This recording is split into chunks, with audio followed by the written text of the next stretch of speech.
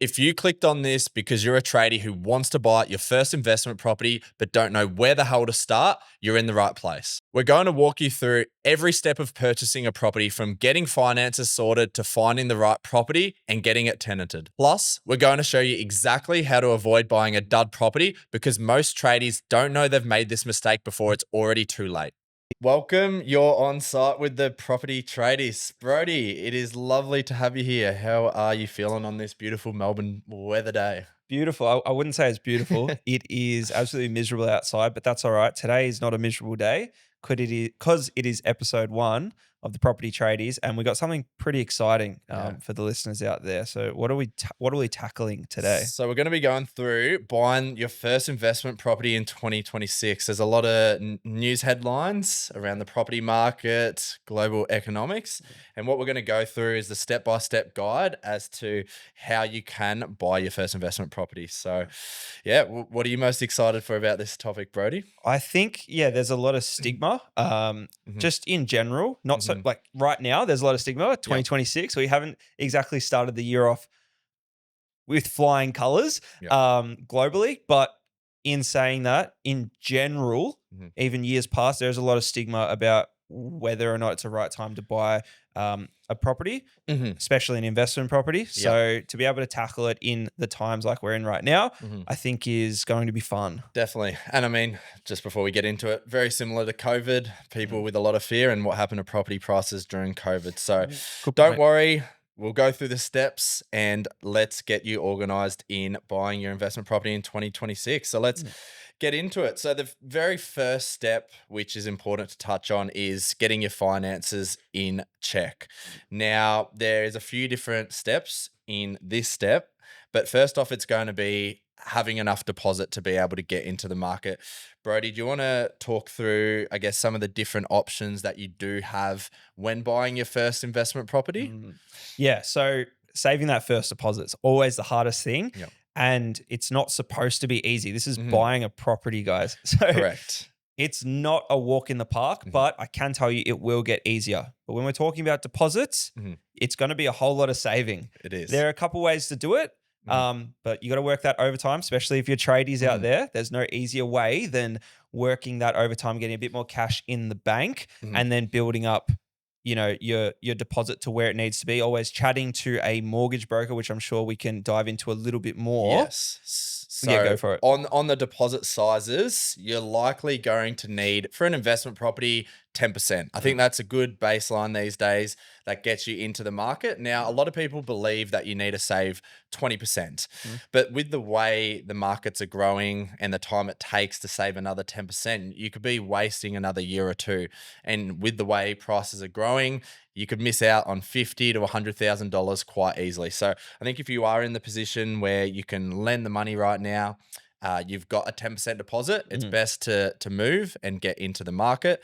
And by doing that, you can speak to a mortgage broker first off. So on the mortgage brokers, Brodie, what is a mortgage broker and what am I going to get out of speaking to one? What is a mortgage broker? Great question. First of all, they are going to be one of your best friends when buying a property, and they will be one of the first people you typically normally bring into your property team. Okay. And it's important that you get it right, because not all mortgage brokers are made equal. Correct. But I guess to explain what a mortgage broker is, they are someone who will help get you a loan, but they are not restricted to just one bank. So instead of just walking into CommBank or ANZ and getting a loan specific to them, if you go to a mortgage broker, they are going to assess all of the different options from all of the different banks and then give you the best loan that suits you. Right? I'm sure you can touch on it, but and the beautiful thing with a mortgage broker is there's going to be two main benefits. It's going to be with likely getting you a better rate when you're comparing 20 different options. There's likely going to be a much better rate, with comparing the banks rather than just going to one, and also with your borrowing capacity. So when you're going to purchase an investment property, a mortgage broker will take in all of your income, your finances and your spending, and they will compare your borrowing capacity, which means the amount of money you can borrow, with a lot of different banks. And likely because you have more options, you can lend more, which allows you to buy a property that's got a higher worth. Yep. And I will just quickly throw in there, Hmm. there are a couple of different things that will affect your borrowing capacity and how much you Hmm. can borrow. So the first and main one is Hmm. how much you earn Yep. in your PAYG job. Yep. That is the biggest one. If you can, like I touched on before, increase that weekly earnings and Hmm. monthly, yearly earnings, that is going to help you get the most. But also your expenses. That's another big one. So, what Yep. liabilities Hmm. do you have? Do you have any debt that's owing? That's all going to get calculated Hmm. to figure out how much a bank is going to be willing to lend you for Yep. a purchase. Exactly right. And instantly, if you're going to purchase an investment property in 2026, if you can get rid of any bad debt, that's going to allow you to buy a property of a higher worth instantly, pretty much. Some examples are car loans. There's a lot of tradies out there with big car loans, and that's going to really hinder your ability to buy a property. And some other ones are credit cards and also short-term loans like your Nimbles. What are some other ones? I I, can't I think got of. it. I got another question. I'm sure everyone out there on site is wondering Mhm. this. Sports betting. Does Yes. it affect it? Yes, it can affect it. Again, best to speak to a mortgage broker. Mm. It's going to depend on how much of your income you're gambling and how regularly, Or but how much you're winning. and how much, yeah, well, they don't look at that. So even if you Ah. are winning, that's probably a good point. It's still not looked at in a favorable light, Of course. and they will see you as a risk, Yeah. and that will be reflected in the interest rate you get, and also how much the banks are willing to lend you. Yeah. But So if you're I thinking think if you're thinking of getting lending, just put the apps away for a couple months. yeah. And your mortgage broker, if you speak to them early on, they'll be able to provide you with all of this advice and help you create that game plan. So, Mm. first step, get your finances in check, speak to the broker. Then from there, step two is going to get pre approval. Now, step two and three can, be either side of each other, but I always like to get the pre approval probably first before I start assembling my strategy and Mm. start looking at locations. Again, these two can be done simultaneously. But Brodie, what is a pre-approval? So we were just speaking about how Mhm. much a bank is willing to lend you. Yep. Pretty much the same thing. Mhm. Pre-approval is how much you get approved for on a loan, right? So Mhm. you're going to be putting in your deposit, which is one section Mhm. of the purchase, and then the rest is going to be paid off or paid out by the bank, Yep. which is your pre-approval Mhm. amount. And then they add together to be your total purchase amount. So Gotcha. yeah, pretty much your pre-approval is how much the bank is willing to lend you. Yeah. And do I need a pre-approval before I go out and start looking at property and putting in offers, or am I allowed to go in and then speak to a broker? Well, yeah, you probably can go out and look for property, but you shouldn't be putting offers if you don't have a pre-approval. Make sure Yeah. you speak to a broker. Make sure you get the pre-approval because when you're actually going out and trying to put offers on a property, if you're Mhm. serious about this, you want the real estate agents to take you seriously. Yep. And if you have a pre-approval and you go to them, hey, I'm pre-approved, I'm Yep. ready to go, they're Yep. going to keep that in the back of their mind and they're going to treat you seriously. Yeah, which is very important because a lot of first time investors, agents won't take seriously. They get a lot of people that just rock up to properties, look, and aren't genuine about making offers. So if you're able to provide them with that pre approval, show them you're keen, and be ready to put an offer forward, that's going to work in your favor. Cool. All right. Well, so we've got our finances in check now. We've got our pre approval. Is there Before anything before we else? dive before we dive into the next one, I I'm jumping just the want gun to here. I Yeah. just want to say I said this before, Mhm. not all mortgage brokers are made equally, Yep. especially when we're investing. Hmm. Can you quickly give us a few tips on what's the difference between a good investing mortgage broker and just your everyday mum and dad one? Yeah, great question. I think the barrier of entry to get into the mortgage broking space is very low at the moment.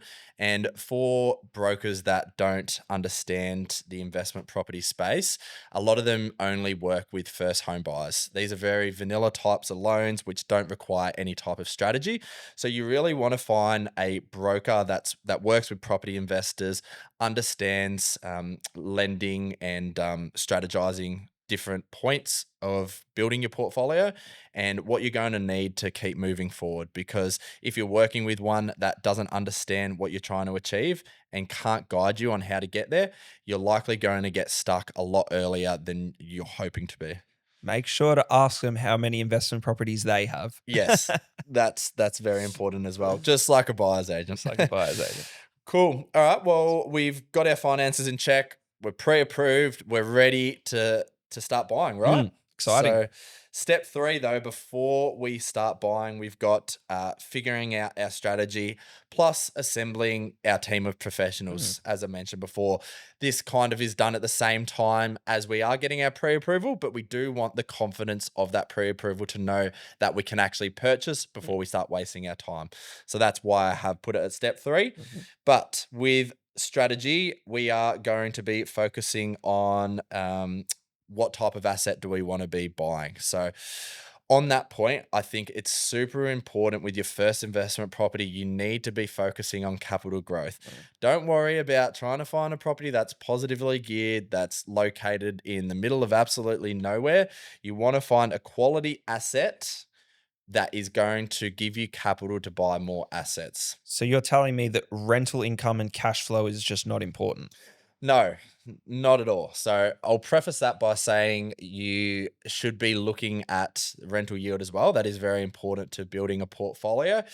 But in the market at the moment where we're buying for clients, Brodie, and also personally, a lot of the rental yields are a lot lower than they were years ago. So we want to make sure that we get the capital growth first. And then once we have areas picked out, then it's focusing on how can we get the best rental yield to go along with it. Love it. Love it. If you're serious about building a portfolio, capital growth is the main driver. Correct.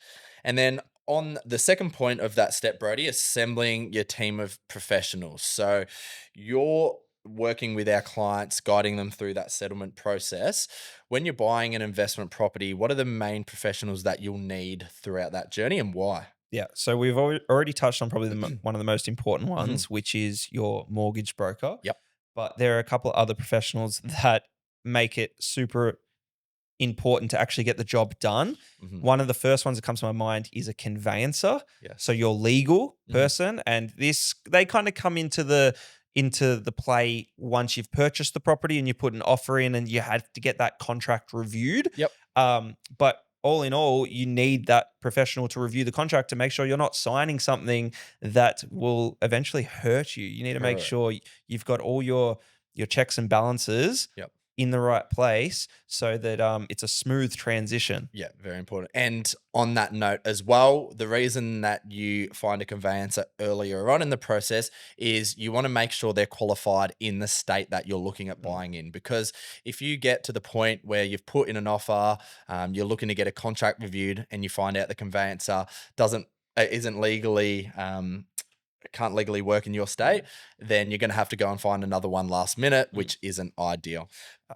The other one I'll quickly throw in, it's not always applicable to a first home buyer, but sometimes it is. Having a decent accountant can also be beneficial. Yes, correct. And then the other one, which again, I think is best to speak to in the early process because you want to do a little bit of research, is a building and pest inspector. So what would you look for in a building and pest inspector, Brodie? Yeah, well, if you're really going ahead, then you can get a building and pest inspector early and maybe get some tips and advice. But if you're getting a decent building and pest inspector, you want to make sure they're at least 80 years. No, I'm just kidding. You want to make sure they've had time in the game. Yeah. No. You just want to make sure that they've got the right, I guess, kind of structure in their business. You want to make sure that they're doing everything full. Like, what's the best way to describe it? You want to make sure that they're doing everything top to bottom, right? They're producing the absolute best possible report.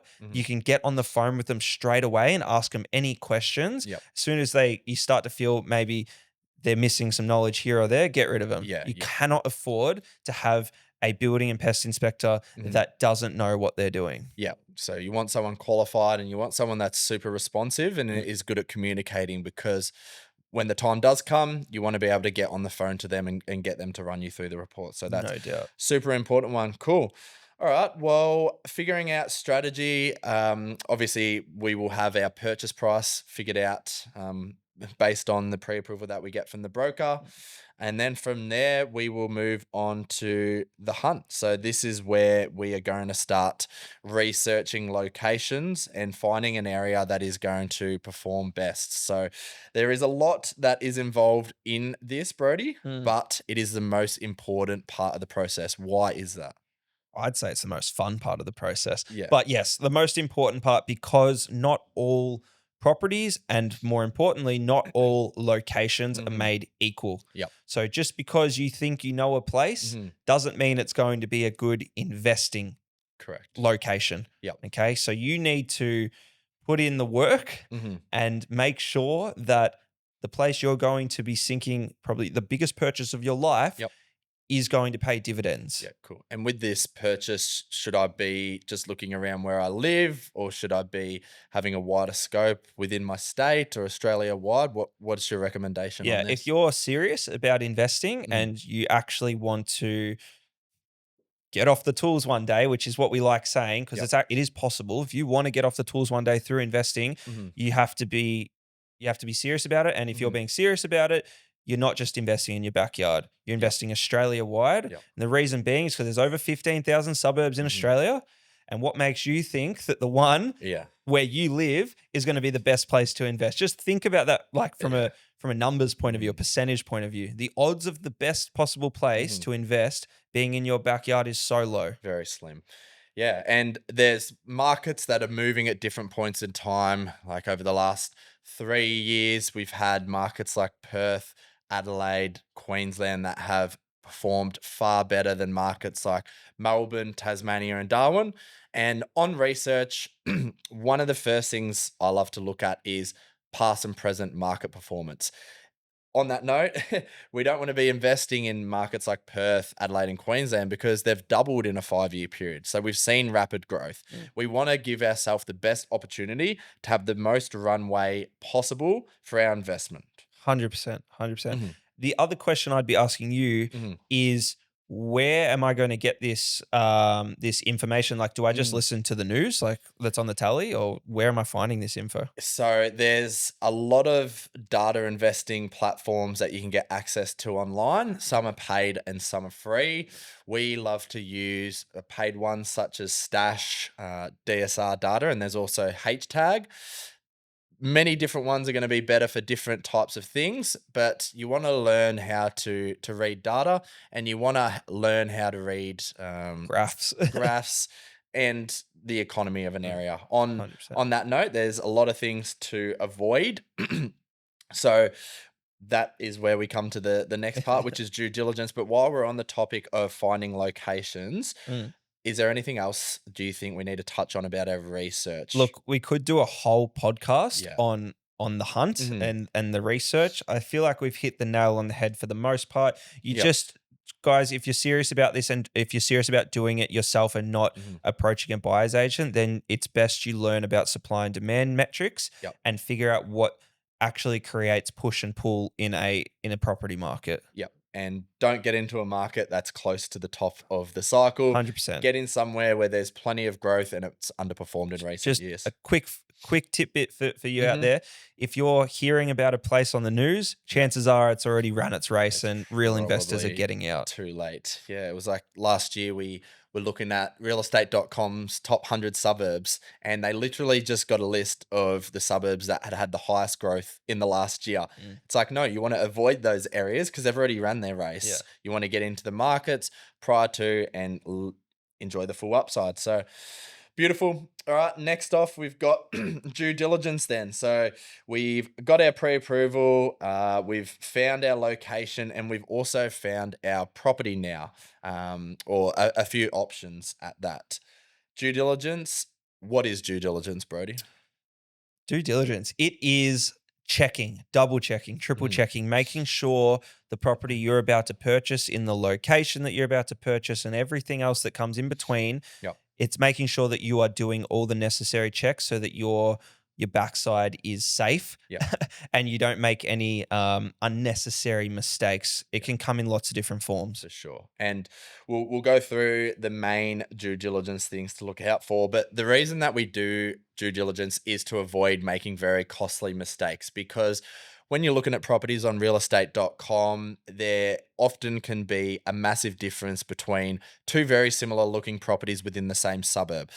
But that is likely, I mean, that's an instant red flag in our eyes. And it's likely going to mean that the property's on a main road, it's in a flood zone, it might be in a high social housing pocket. So, guys, there's a reason why properties, when they look the same and different prices, that one's cheaper and one's more expensive. So, let's go into the main things that we look at, Brodie. So, on your list, what do you do when looking at a property?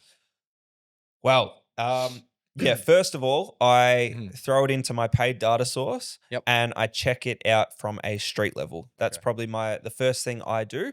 And I make sure that the social housing is low. I don't want to be purchasing anywhere where there's too much. So what is social housing? Social housing, otherwise known as commission housing or government housing. Look, it's just it's got its place in the world, and I have no issues with it at all. Like, people need a place to live, but when we're talking about investment properties, at the end of the day, people want to purchase and live around other properties that aren't so much of a lower socioeconomic, and that's just the hard truth. And so we're here to make money when we're investing in property. So we're trying to avoid those places and give ourselves the absolute best chance to achieve, financial growth in our property. That's the first one I check. Other ones I check are flood zoning. So check flood maps, check bushfire maps. Other ones we check is the council zoning, because you might not want to be in a specific zone because it might affect what you can do down the line. There's heaps, but they're probably the first couple that come to mind. Yeah, for sure.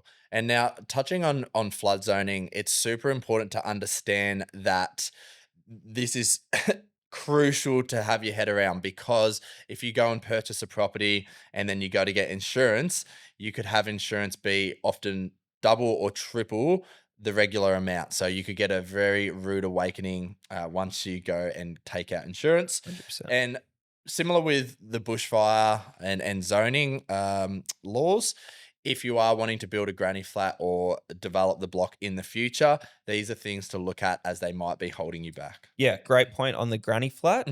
The other thing that we instantly check, which I forgot, is easements. You want to make sure that, and if there are easements, they're not anywhere that may affect something that you want to do down the line, like a granny flat, so second dwelling. How would an easement affect developing the property or building a granny flat? Yeah, good question. So sometimes if you have an easement, 99% of the time it's normally tucked away at the back of the property, just in from the fence line. So you're not going to build anything out there anyway.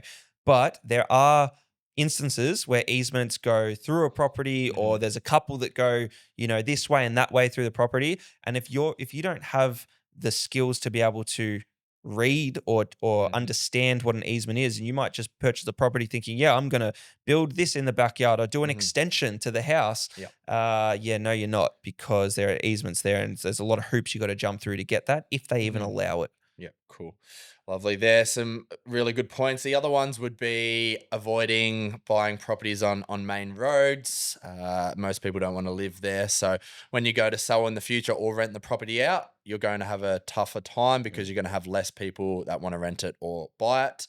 What are some other ones? Out the front of a bus stop? Again, you don't want to own a property that has a bus stop pulling up 10 times a day. It's just an inconvenience and people don't want it. Any other main ones that you can think of? One that is a little bit controversial, but I think we like to stay away from, is we don't really want to be opposite like a school or maybe like any factories, or in and around those kind of high movement areas.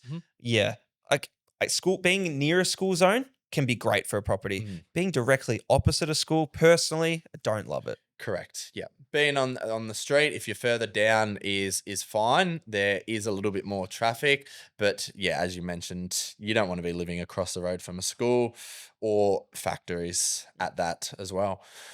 All right. Well, I think there is a lot of the due diligence covered. I'm sure we've missed a couple of them, but it's the important ones. In the next layer of due diligence, let's say you found a property, passes all of the checks that we spoke about, which was quite a long list. You then go into the next phase, which is the contract review. There might not be anything that stands out on your own due diligence, But this is where you get the contracts from the selling agent, you send them to your conveyancer, and they'll conduct a contract review. So, what do the conveyancers look for in these contract reviews, and what are some typical things that can come up, which would mean that we do decide to pass on the property? Yeah, yeah, great question. So there's a few ones. One that comes to mind straight away, because we were just talking about granny flats, is covenants. Yes. So you want to make sure that the property's contract doesn't come with a covenant. Now, what is a covenant? A covenant is an agreement between the seller and the buyer, and pretty much it can have restrictions in it. Yeah, well, it's often with the council in areas when they go and develop new estates. I actually learnt today that that's not true. Oh, really? I learnt today that the council can't do anything about it, Right. and it's a contract between the two, and they like to think that they can do things about it, There you go. but yeah, they can't, which is an interesting tidbit. Beautiful. Well, the nitty gritties of the covenants is up for debate. Yeah, but, yeah. But pretty much, if there is a covenant in there and it says, for example, you can only build one dwelling, then you can only build one dwelling. Correct. Okay. And that will affect you wanting to build a second dwelling in the back, i.e. a granny flat. Yeah. And we passed the other day on a property for a client that is looking for an asset that has a granny flat potential. So everything ticked the boxes. There was enough land in the back to build it. No easements in the way, but unfortunately there was a covenant on the property. So it is very important to get that checked. Is there any other pieces of so when you're going to put forward an offer, you're going to want to make sure you have certain conditions. Yep. The most important ones are you want to make sure you have finance condition. Yep. And so you're going to chat to your mortgage broker and ask them what a good amount of time is. Normally it's around a 14 to 21 days. 14 is pretty average. So that's the next step. So you've jumped the gun here. We've got negotiation, but no, I'm saying you want to make sure that what you've requested is in the contract. Okay. Of course. So if you've given the contract to the conveyancer, you say, "Hey, this is my offer." So you tell them what you offered. Yep. Please make sure it's in there, because you will come across agents who maybe slightly twist the wording, or maybe they change it from 14 days to 7 days. Like it's a pretty crazy world out there what can happen. For sure. Definitely. Cool. Well, I think as far as due diligence, that's most of it covered. There is a lot in due diligence that you need to tick off. Yeah. Just make sure you get a building and pest inspection, guys. Yes. Building and pest inspection is crucial, and that comes into the negotiation phase. So once you get your building and pest done, you've had contracts reviewed, you've had an offer accepted on the property, that's where negotiation does happen. So first off, when we are going to put an offer in and we're trying to get an understanding of price, how do we find the true value of a property? Yeah, so finding the true value, you got to do your research. You have to have a look at previously sold properties in the area, and you can do this a couple of different ways through free and paid tools. Yep.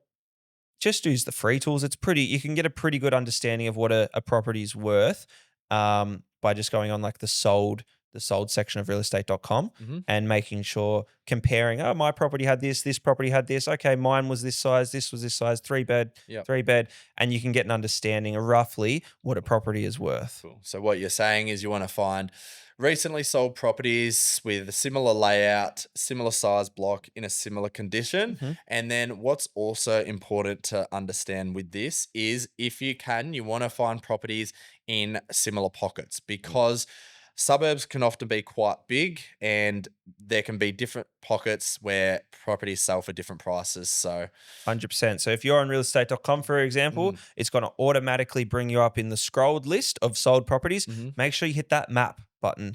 That map button will help you figure out the pockets, right? And you'll be able to see which properties have sold closest to your property. Yep. Sometimes you'll find one that's sold recently in the same street. Beautiful. So cool. We look at those properties and we find ones that are similarly sold, and we can understand the value of the one that we're looking at through these properties and help us figure out a top of the range price. Is there any other nuances to figuring out the value, Brodie, that's outside of the comparable analysis? That's probably the main way to do it without getting into paid sources and whatnot. Yep. Cool. Lovely. Okay. And then negotiations. So we've got price. that we are going to be negotiating on with the agent. Mm. And then we also have terms. So, what are terms and what should we be putting forward when we're buying a property? Terms. So they are what's going to help you, what's going to save you, what's your go-to kind of backing when you're putting forward your offer. So, what are the different terms? The two main ones that are you're essentially going to always do is your building and pest and your finance clause. So they're two different clauses, and you want to make sure that you have both of them. Okay. Firstly, like I was touching on before, go have a chat to your mortgage broker, see how long they require for your finance term, and then you put that in the offer. 14 days finance. And then normally you match the same with the building and pest. You give yourself 14 days building and pest, and then you've got that amount of time to sort a building and pest inspection. But you've already reached out to your building and pest inspector. You got them on speed dial. You've told them that you're looking at this property. You're going to book them in. There are some other ones that you can throw in. You got a couple of sneaky ones that you might be able to throw in to help, sweeten the deal. One that I like is, because we're investing, is you want to make sure that the property is compliant. Okay. So when you're investing, especially in Victoria, an investment property has to be compliant. So just try to throw in a couple of sneaky ones there where you say, we want access to the property prior to make sure it's compliant or something like that. Yeah. We want the property to be in compliant order. But what does that mean, a property being compliant? Property being compliant. So when you own an investment property in Australia, Victoria specifically, because they've got the strongest compliant rules, the property has to be of a certain standard so that a tenant can rent it out, can live in there. So, for example, you got to have your heating, your cooling, running water, just like the basic ones. The list is quite extensive, but you got to make sure that all those things are ticked so that you can actually start renting the property out. Correct, because we don't want a lawsuit. And on that as well, every state has different laws. That's why we'll touch on this next. But having a property manager that knows the laws inside and out, that can provide you with good knowledge, is going to be important in this process as well. But while we're on settlement terms, we've just gone through building and pest, finance, rental compliance clause. If you can sneak it in. If you're buying in a hot market, it's going to be very tough. But the other one is going to be a settlement timeline. So a settlement timeline is basically how many days from going under contract. So we've signed the papers, we're buying the property. Do we then settle on the property and get the keys handed over? So this can vary anywhere from 30 to 60 days. And what's very important to do as well to get a leg up on the competition is to speak to the selling agent about the seller's position. Are they wanting a quick sale? Are they wanting a longer settlement? Because if you're going up against two other buyers and they haven't done this due diligence, you're going to be able to cater your offer if you can work around them. And let's say you offer the same amount for the property, you will be able to beat them out and secure the asset. Yeah, fantastic. Cool. All right, negotiation then. So we've gone through how to value a property, how to figure out a max price, and we've gone through how to find the information on settlement terms, and we've gone through our settlement terms. So we have spoken with the agent, we've pieced together the best offer we can put forward, and we have successfully purchased the property. So what happens from there once the sellers agree to our terms and offer, Brodie? We got to engage a property manager. Okay. So they are your last kind of final piece and possibly the most important piece, arguably the most important piece to your property investing team that you've created on this journey. So a property manager, why are they so important? Do you want me to? I'll answer that. You go for it. All right. And what is a property manager? Well, yes, property manager. So they are your eyes and ears because we already established we're not buying in our backyard, right? Correct. So because we're not buying in our backyard, we need someone to manage the property, look after the property on our behalf and make sure everything goes smoothly. So like I said, eyes and ears, they're the ones who are going to make sure rent is paid on time, make sure things are compliant, make sure if the tenant has any issues or things that need to be done to the property, they're going to tell you about it. They're going to organize it. They're going to get trades out there, whatever it is. Okay. They are your superhero connected to this property that you've just bought. Gotcha. And how much do they charge? Like, what about if I want to manage it on my own? Is that something I should do, or is it too hard to manage interstate? We normally, if it's interstate, you're not managing it on your own. Like, let's be realistic. You want to make sure that you are giving the absolute best possible experience to your tenant, but also giving yourself the best chance to grow a portfolio, right? So if you're serious about growing a portfolio, you can't manage a couple of properties in a couple of different locations. It's just that's just not going to work. You got to have a property manager at each location. Yep. And you asked about pricing, what they cost. It actually varies in all different states. So you have some states that are quite expensive. So your Darwins, your Queenslands, and even your Perth, your WA, a little bit more expensive. Come down to Melbourne, it's a little cheaper. So what could you expect? we're talking about price-wise? percentages here. Okay. So in Victoria, it's roughly around 6 to 7% Yep. of the rental income per week. Gotcha. Okay, cool. So the higher rental income I get, the more I have to pay the property manager, but they're Exactly. going to be crucial because they understand the state and they understand all the compliance laws, and they're going to help us find the tenant. All right. It's part of playing the game. You got to Cool. do it, and they are crucial. Lovely. So, on that note, we want to be interviewing a property manager. So, we don't want any old property manager. It is an industry where the barrier to entry to get into is very low. Often, it could be people out of school that don't understand the industry. So, some important things to ask your property manager first off is how many rentals are they managing? Now, this is a great question to ask because property managers love gloating about how many properties they manage. But in the investor's lens, we want to avoid property managers that have a large amount of people on their books because they're not going to be able to give us the time or service that we require to make sure that our property is safe and that the tenants are looking after the asset. Yeah, spot on. Find a boutique property manager Yep. that's going to give you the time of day. Love it. Beautiful. All right, so we're going into the settlement process then. We've now got our property manager on our team and we're now working towards getting all these clauses ticked off. So before we go unconditional on a property, which means we've ticked off our building and pest, we've got our finance all organized, we've got to tick them off. So first off, we're going to organize that building and pest inspector to come and do an inspection of the property. What can they typically cost, Brodie?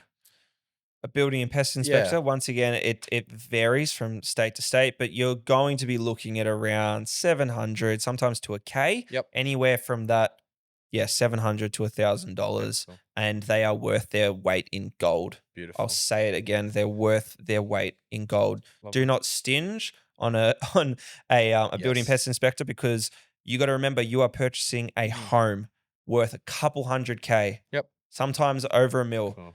What is it's a couple $100 to save Exactly. yourself a couple hundred K to $1 million. Very, very Or more. costly mistake to make. All right, beautiful. So building and pest inspectors come in. He's done the report. It's all good, ticked off. And then we've got our finance clause. So how do we make sure that we're finance approved? So this is where the mortgage broker comes back into play, and they will give you formal approval. So once you go under contract, you will provide the mortgage broker with the signed contracts, and they will then process it with the banks. Once this is ticked off, you will be formally approved. And then once you've got those two ticked off, you're ready to go unconditional. Basically, this means the property is all yours, and there's only one last thing to tick off. But you're just waiting for that settlement timeline. But the last thing to tick off is the last inspection before purchasing the property, also known as the final inspection. So in this is where you're going to go back through the property or get the property manager, if you're in a different state or someone that you know, to make sure that it's in the same condition as when you went under contract. If it isn't, this is why you get photos earlier on. You then have the leverage to be able to get anything that's changed fixed in the property. So that's very important. So now we are then ready for settlement. We have purchased the property, done all of our due diligence, and we've bought our first investment property, and then it's in the property manager's hands to make sure we're rental compliant and then get a tenant into the property. Cool. Congrats. Great stuff. Beautiful. We've Bought a bought our property. property. All right. Well, any closing points before we move on to the men's finance questions, Brodie? Nah, I think we just covered a lot there. But it was all super important. Yes. Buying a property isn't supposed to be easy. And there are a lot of steps, but if you get them right and you take the time and you make sure you put the right team of professionals together, you can really succeed in this space. Exactly right, guys. Don't cut any corners in your due diligence process and with the professionals you get on your team. Great advice. All right, well, moving on. There's a Facebook group which I love, and it's called Men's Finance. Now, in this group, there's a lot of anonymous finance, relationships questions. So we're going to go through a couple of them and provide the best advice we can think of. Some are going to be serious, some are going to be funny, and it's just a way that we want to go through and close the podcast. So first off here, anonymous member, which you're going to be hearing a lot from him. I'm in my 20s and was just approved to pull equity out of my home to act as a deposit for an investment property. As the economy looks a bit dodgy right now, war, capital gains adjustments, and possible negative gearing changes, should I back out of this refinance, or do I still just pull the equity out so it's ready to go? Brodie, what would you recommend to this person in his 20s? He's got a house, most likely. He doesn't state that he lives in, Well, and he's he's gonna got pull some his equity. equity. So he's had some growth in that property, but he's unsure Mhm. about the climate at the moment in the world to buy an investment property. What would you say to him? Okay, so yes, there's a lot of stuff going on Mhm. in the world, but it does not mean it is a bad time to buy. It just means it might be a scary time to buy. Okay. Now, you mentioned at the start of the potty Mhm. that people probably weren't purchasing property through COVID. Mhm. But what did we see happen in COVID to property prices? Yeah, correct. They grew by quite a lot. Quite a lot. Yeah. And the people who made the leap and got in Yep. experienced some pretty good gains. Yeah. Now, the other thing I will mention, and this is coming like straight from the source, is you will find some particular areas that will slow down in maybe the heat in the market, right? So if you're looking in those particular areas, it's not going to be all areas, but you might find an area or two where the market is slowed down, and you might be able to snag a good deal. Yeah, for sure. And I think on that point, we're seeing in the affordable price points, as the affordability is being stretched for the everyday Aussie, that these are the markets where the majority of growth is happening. And we're not seeing any of these global impacts affect this. So guys, don't take your foot off the pedal, because the supply that we have on the market is minuscule compared to the demand. So we're going to see growth continue. And then on that note as well, where I think we'll start to see slowdown is those areas where affordability is stretched, and these Perths, Queenslands, and Adelaides, where property prices have doubled, if not more, in recent times. Yeah, spot on. It does depend on what this guy's purchasing power is. Yep. But we're just going to assume he's in his 20s, so it's probably low. So you hit the nail on the head. Yep. He's going to be in the affordable markets. The affordable markets are not slowing down. No. And if you pull off the trigger, I can guarantee you there are other people who aren't, That's and it. they're just going to get ahead. Definitely. Cool. All right, moving on to the next one. Just after some advice, again from anonymous member, he's got two in today. Just after some advice on where people would be looking to invest around the 550 to 600K range. So 550 to 600,000 is a bit of an awkward spot at the moment in areas where we believe are high quality investment spots. What do you have to say about that price point, Brodie? And where are some states or even LGAs where you would recommend? Okay, so definitely not impossible, but it is difficult. Okay. Okay, there are a couple different states that you could purchase in.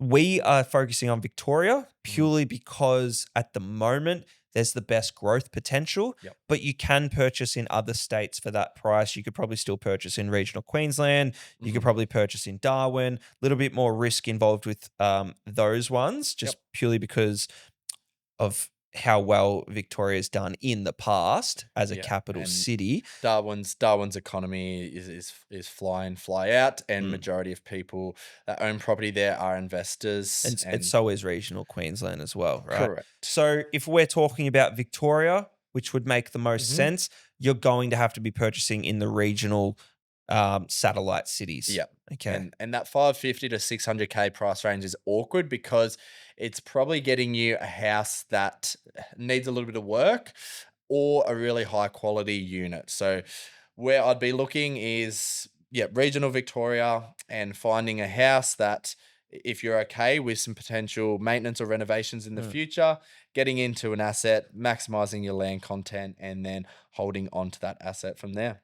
Yeah. Hit Cool. that. All right. So, last thing, Brodie, before we wrap up the podcast, is we're going to do rapid fire. We've got some questions each. Let's do it. And yeah, let's get into it. So, first off, I'll ask you a few. Is a 20% deposit still the gold standard in 2026? No, it is not. We Okay. touched on it earlier. You can get in with as little as a 10% deposit. You can actually get in for less, but we recommend 10% and get in early, right? 10% means get in early. Yep. Why do you want to get in early? Because you want to experience that growth. If you're going to Hmm. take the time to save to a 20% deposit, Hmm. you're just going to miss out on growth. Definitely. Cool. Do you always make more money doing a renovation on a property than not doing one? No, you don't always make more Okay. money on a renovation purely because people think they know what makes money in renovations when really they don't. You got smart renos and you've got stupid renos. Okay. If you're going to put in a brand new kitchen, bathroom, this, that, and the other, the odds are you're probably going to make as much as you spent. Yep. If you're going to do a smart cosmetic reno, paint, flooring, Mhm. fixtures and fittings, maybe redo the garden, it's not going to cost you much. It's going to add a lot of value. Yep. Love it. How can I save for a deposit quickly? How can you save for a deposit quickly? This is the Tradies podcast. Yes. So work that overtime. Mhm. Cashies are great, but they can't go towards your deposit. Yep. So if you're going to do a cashie, make sure you're paying Yeah. for fuel and Well, maybe you can use your cashy money for your spending money, and the yeah, money that's that where you're I'm earning getting from at. your wage, you keep that in the bank account so you can use for the property and other important expenses. But that's not financial advice. Not financial advice. If you're going to do cashies, make sure it's your everyday spending. Cool. All right. How do I spot a gentrifying suburb? Ooh, how do you spot a gentrifying suburb? Mhm. The way I kind of look at it is once upon a time when you think that a suburb had a certain stereotype, Mhm. but all of a sudden people are wanting to live there, and Yep. younger families and Mm. younger age demographics are wanting to move there and put their money there and start a life there. Yep. That's when you know it's gentrifying, and Yep. also like when they're updating the facilities and Yep. the the shopping centers and infrastructure. That's what I'm Yeah, looking for. beautiful. Lovely. All right. Well, moving on then. You've got a few for Fantastic. me. Couple rapid fire for you, big dog. Yes. Alrighty. How long does it take? How long does a pre-approval last? So pre-approval lasts 3 months. So you speak to your broker, you get your pre-approval. Now you've got 3 months. Very important to use, especially if your income or you're going to have a big financial change in your life, because the amount you're pre-approved for originally can then change if you have to go back and speak to them again. So utilize that first one and get into the market quickly. Love it. Should I use the 5%? Should I use the 5% deposit to get in now? Cool. So the 5% deposit scheme is for first home buyers. Now you need to live in the property if you do get this scheme, but it allows you to get in quicker. What I would say is if you are wanting to invest in property, avoid this because you're going to have to live in it and find something near where you live. So you're not going to find an investment grade asset. So what I would say though is if it's going to take 2 years for you to get to that 10% deposit, it can be a good way to get into the market, especially with the pace it's moving at. Yep, lovely. What is the biggest sign that an agent is bluffing about another buyer? Oh, geez, bluffing about another buyer. I would say, truth, gone blank on this one. Bluffing about another buyer. Well, you had that happen the other day. How did Yeah, so an agent will often say that they have mhm, someone here at this price, someone here, but mhm, then they'll just keep They'll keep ringing you. They'll Yeah. keep messaging you. Hey, where you at with this? Where you at with that? Mm, I promise you, if there are other legitimate buyers there, more than one, mhm. they're not chasing you up. Yeah, You have to chase them up to get the deal. So definitely. if they're chasing you up, it's Mhm. probably not another guy there. Exactly right. Last one then. Last one. Can I use equity to buy a ute? The short answer is yes. Whether or not you should do it is another question. The cool thing about equity, whether or not it's cool or not, is you can use it for whatever you want. So we use it to have deposits on future investment properties, but you don't have to use it for that. So if you were debating whether or not to buy an investment property or a ute first off, Mm, it could be a better decision to buy the investment property and then use some of that growth to buy a ute down the line. fantastic. Beautiful. Well, thanks for tuning into the Property Tradies podcast, guys. We'll catch you on the next one. Bye for now.